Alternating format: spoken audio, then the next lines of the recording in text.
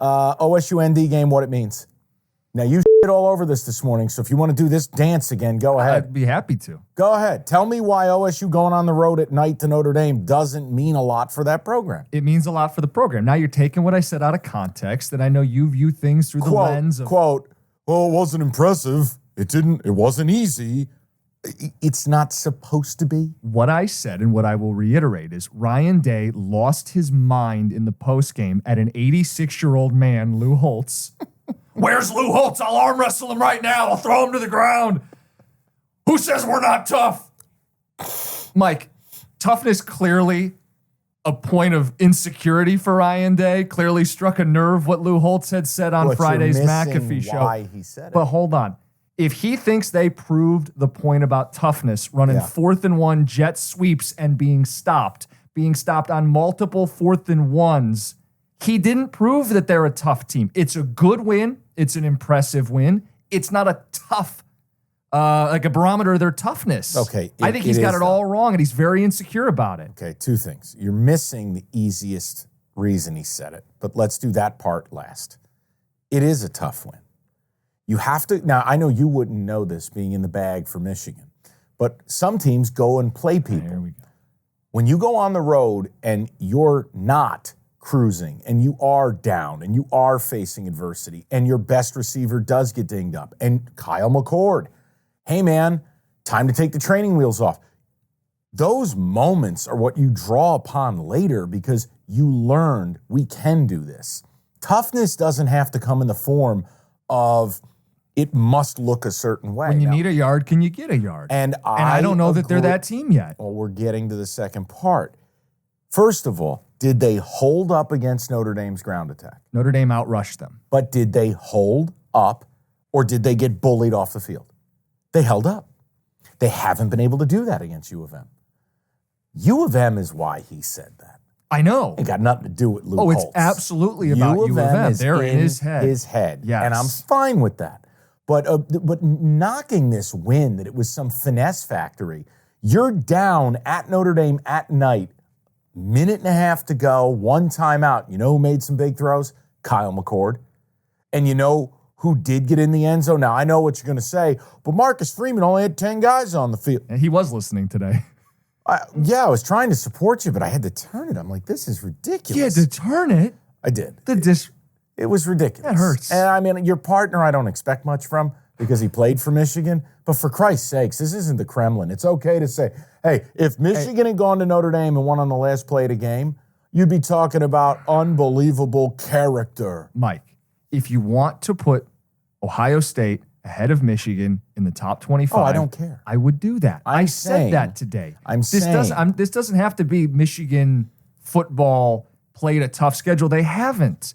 They don't deserve to be number 2 based on relevant resume moments. My point is Ohio State isn't tough enough to beat Michigan yet, and they didn't prove that point. How can you say that, and they didn't prove that point. They took a major step forward. Good for them. They did not prove the point that Ryan Day thinks they proved. Okay, so hold on. So outside of getting out there in leather pants and doing some Roman Coliseum routine here, what did Ohio State have to do to prove it to you? Maybe pick up the 4th and 1s.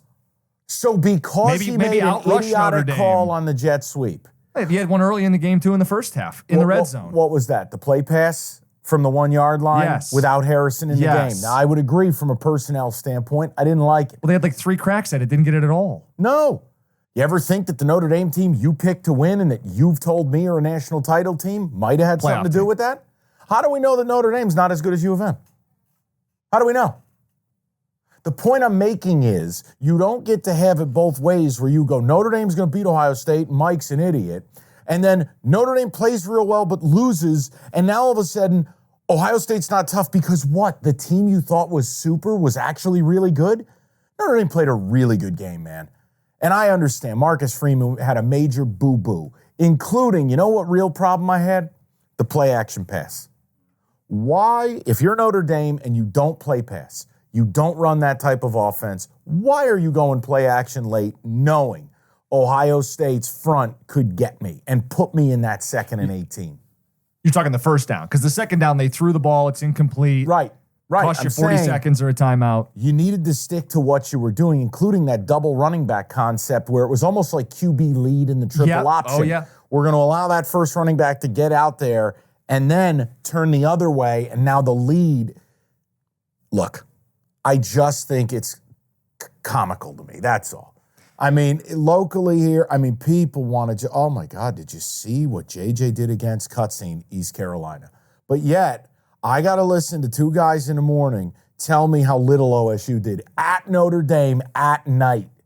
Give some credit. No, you're parsing this the wrong way. I said I'd put them ahead of Michigan in the rankings. I said it was a big win. It didn't mean they were tough enough. That's not the same thing. So toughness can't be defined as I need a game-winning drive at Notre Dame. Specifically when it comes to these two teams head-to-head, Michigan and Ohio State, the context matters. Okay. The last couple years, running the ball trenches is how we have defined toughness. Yes, Mike, I'm aware mental toughness is a thing and there are different forms of toughness. Well, he finally acknowledges it, Evan. When it comes to Michigan, Ohio State, which is the whole deal here, what you said, he was talking about Michigan without saying it. Sure he was. That comes down to we need a yard, we get a yard. Point of attack, physical football.